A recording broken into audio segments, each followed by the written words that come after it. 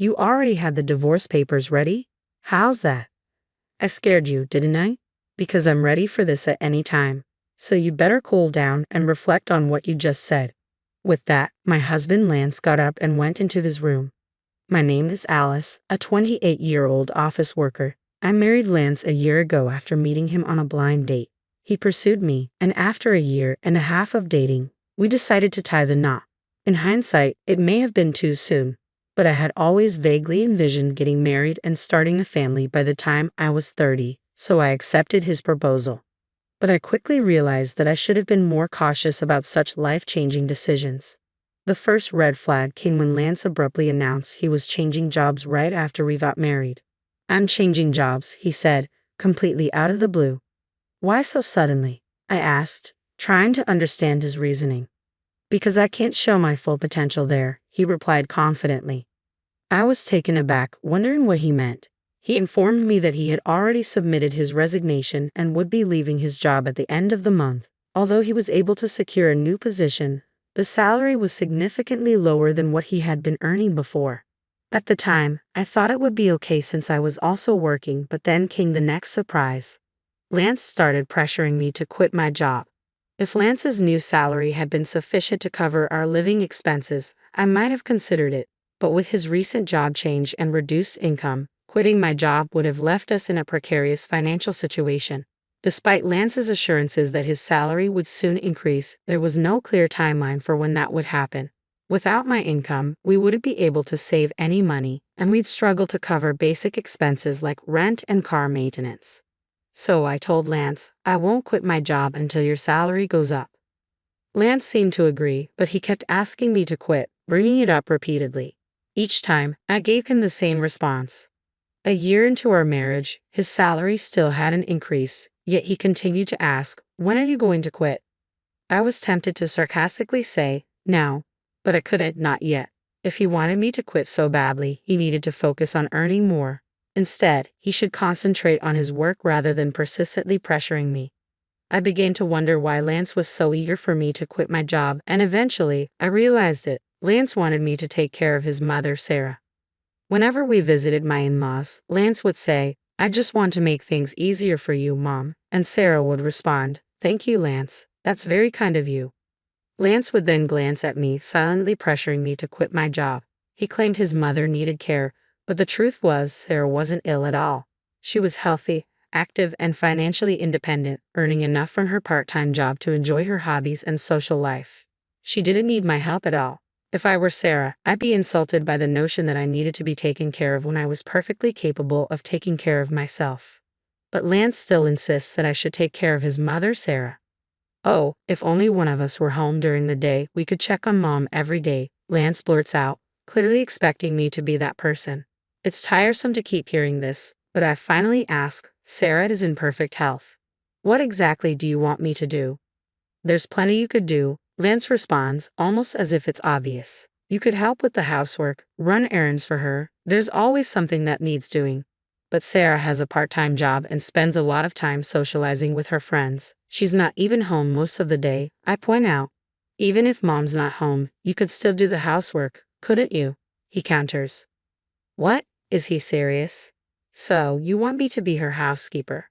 It's becoming increasingly clear that Lance just wants to look good in front of his parents, to appear like the dutiful son. If he cares so much about taking care of them, he should be the one doing the housework.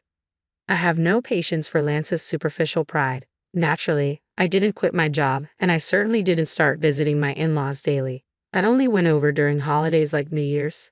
Thinking back, Lance has always been like this when we visit his parents. He would order me around, telling me to clean up, help Mom, or see if there's anything we need from the store. But I never took the initiative to do these things. When I pushed back, saying, "Don't you know this area better than I do? You should go to the store," he would always reply, "It doesn't count if I do it." What does that even mean? I'm starting to realize that it's not about caring for his parents at all. Lance just wants to boss me around to make himself feel good by appearing like the ideal son. Is he really more concerned with looking good than with actually caring about me? That's how I'm beginning to see him. When I boldly asked him, "Why don't you try helping out or quit your job to take care of your own mother?" Lance looked visibly uncomfortable, his face twisting in disgust. That's not something I'm supposed to do, he retorted. I'm giving you these instructions so that my mom will see you as a considerate and useful wife. You should appreciate how kind I am to you. So, in other words, he wants to dump all the inconvenient responsibilities on me while pretending he's doing something extraordinary. Well, I'm not your servant, your slave, or anything else. I certainly don't deserve to be belittled or treated like this in front of my in-laws. If Lance keeps making these unreasonable demands, I won't stay silent. I'll push back. But Lance remained the same, never changing his stance. He kept asking, "When are you going to quit your job?" And every time we visited his parents, he would order me around just like before. I had reached the end of my patience, so I decided it was time to have a serious conversation with my husband. "What do you mean, talk?" he asked, clearly annoyed. "I think we need to talk about our future," I replied. "Huh? What are you even trying to say?" he scoffed. "I'm honestly fed up, Lance. I'm fed up with you constantly asking me when I'm going to quit my job and pressuring me to take care of your mother." "Why are you fed up with that? You're my wife, and it's your duty to take care of your husband's parents," he shot back as if it were the most obvious thing in the world. "Don't you think that's a huge burden on me? Isn't it your responsibility as her biological child to help with the housework and care for your own parents?" I asked, trying to make him see reason. "No way," Lance snapped. "It's the wife's duty to do that. Are you really the kind of person who doesn't care about her family? I'm disappointed you'd even say such a thing." "Then let me ask you this," I countered. "How have you been taking care of my parents? If I asked you to take care of them, would you do it?" Lance looked at me blankly. "What are you saying? Why should a husband take care of his wife's parents?" "So that means you haven't been and won't take care of my parents?" I asked, feeling my frustration growing. "The husband's parents and the wife's parents are completely different," he replied, as if that explained everything. "What difference does it make? I don't understand," I said, exasperated. "I can't believe you're this clueless," Lance sneered. "It's like I'm talking to my old boss or something." "What are you trying to say?" I pressed. "I'm saying the husband's parents should always come first. The wife's parents should be your responsibility," he declared, as if it were the most natural thing in the world. "What they? So, in Lance's mind, the only family that matters is the one he's biologically related to." "I'm so disgusted by you," I snapped. "I'm not going to your parents' house anymore." "Huh? Why would you do that?" Lance asked, clearly taken aback. "Enough is enough. I'm tired of this," I retorted, my frustration boiling over. "No way. How dare you talk back like that?" Lance shot back, his voice rising. "My mom was right." "What do you mean, your mom was right?" I asked, my stomach sinking. "She said you're a badly behaved wife," Lance sneered. "That's why she gave me this." With that, he pulled a piece of paper out of his bag. It was divorce papers. "What? You already had the divorce papers ready?" I asked, shocked. Lance looked disturbingly proud of himself. "How's that? I scared you, didn't I? I'm ready for this at any time," he said smugly, "so you better cool down and reflect on what you just said." With that, Lance got up and went into his room, leaving me standing there in disbelief. No way.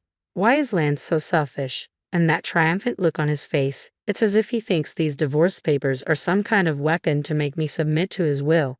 The fact that Sarah had prepared the divorce papers made everything even clearer.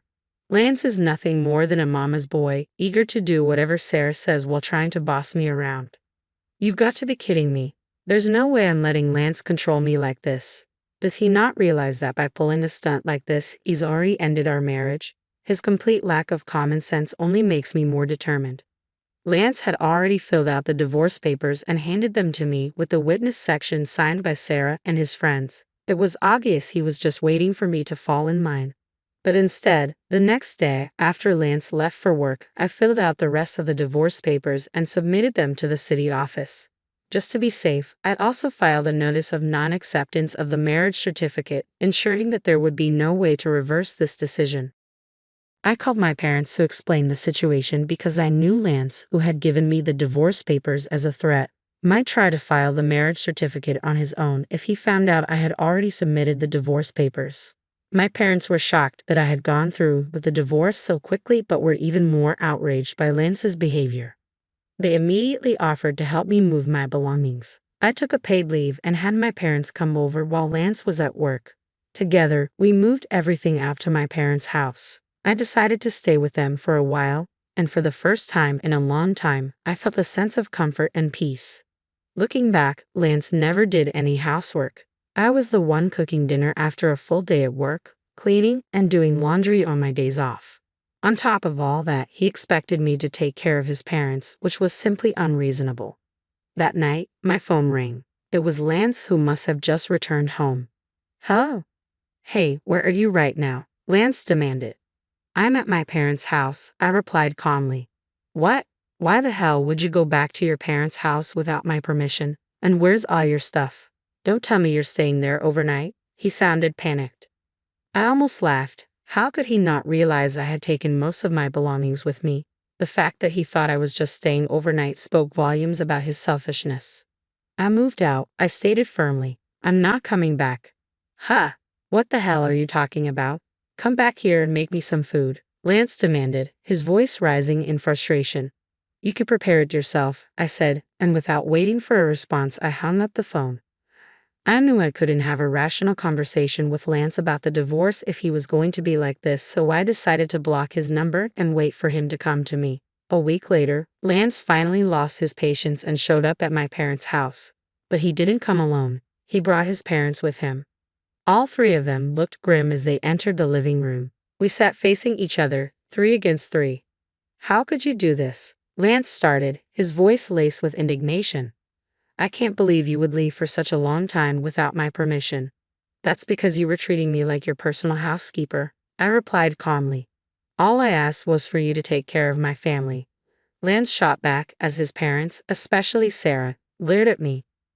Don't twist things to suit your convenience, I countered. You've been forcing me to handle everything you don't want to deal with. I've told you over and over, that's not what I meant. Lance insisted, but his words rang hollow. Sarah jumped in, her voice sharp. What kind of wife are you? Lance has done so much for you.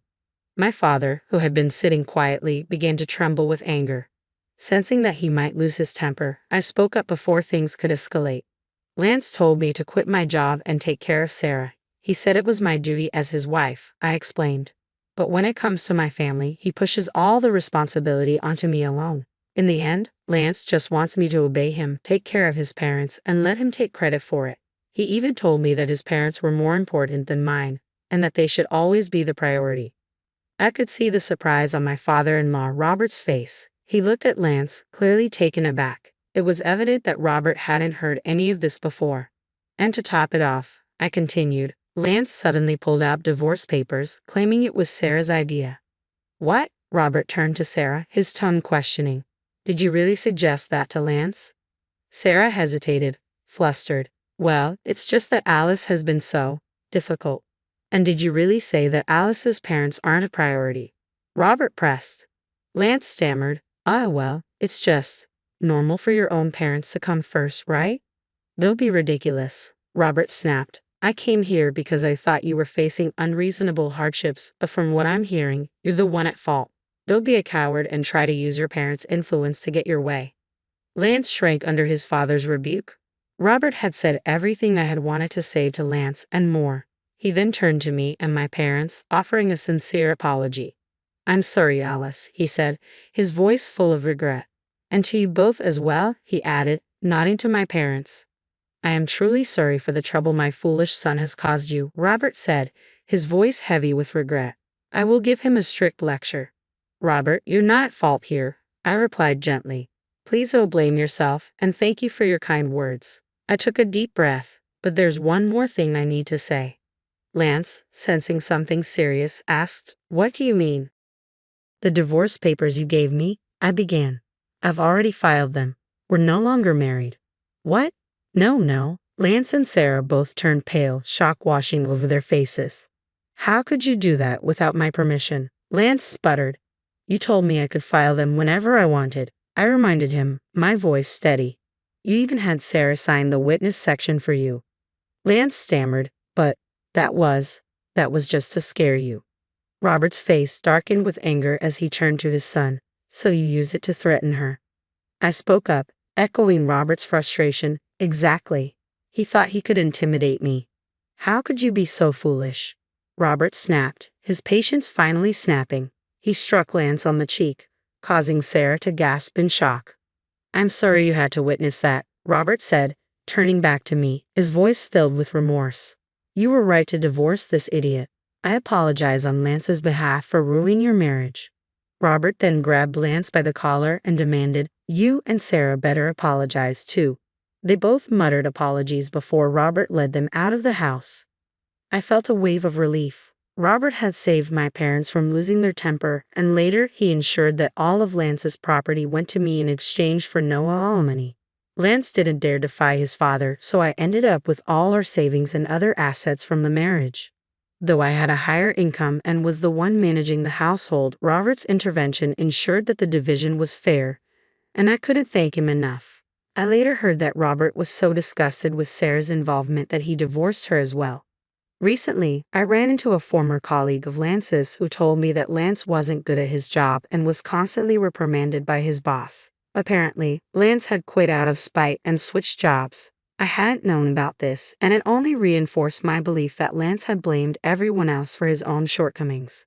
He wasn't making much money at his new job, so I'm grateful I left him when I did. I've since rented a cozy one-bedroom apartment and have been living comfortably on my own. Work is going well, and I even got a raise recently. I'm not interested in relationships right now. I'm focused on my career and personal growth. Looking back, it was clear that Lance was more concerned with appearances than with actually improving himself.